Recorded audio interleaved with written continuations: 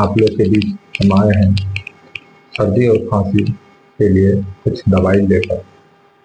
Swiss CV syrup इसका उपयोग बच्चे को सर्दी और खांसी जैसी बीमारी में उपयोग किया जाता है।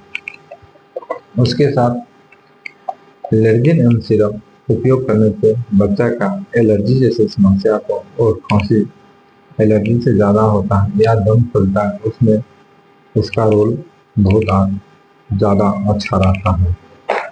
इसके साथ मैकबेरी जूनियर सिरप है जो बच्चे को कफ को पतला करके बाहर निकाल देता है, इसीलिए मैकबेरी जूनियर सिरप का उपयोग किया जाता है।